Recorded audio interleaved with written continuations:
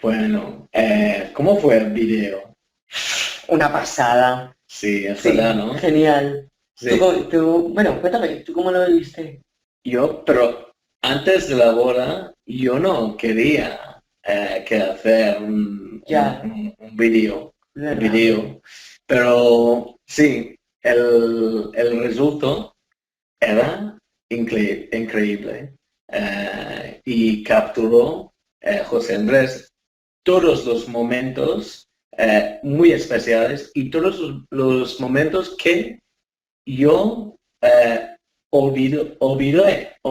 Sí. Bueno, yo al menos, yo no le vi ahí, o sea, yo no le veía para nada. Pero luego mirando el vídeo, era como, hostia, esto pasó. Y es como, Claro, o sea, fue la mejor manera de poder revivir lo que tú y yo vivimos ese día. sí, eso es correcto.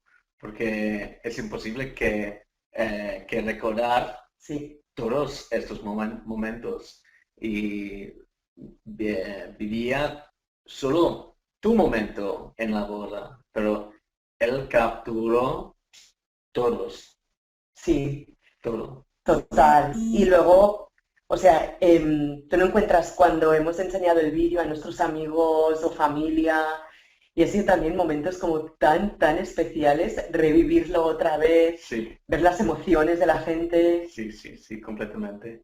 Estos momentos han estado muy especial. Sí, desde luego. Y también yo tengo miedo antes de la boda, si tenemos un video y cómo funciona el videógrafo.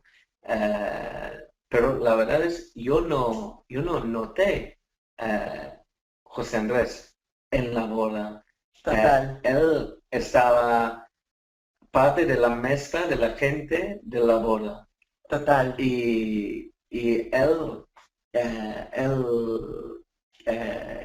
creó alguno vídeo muy especial. Es nuestra boda, pero capturó en su estilo. Sí, sí. Yo es que lo haría otra vez. Bueno,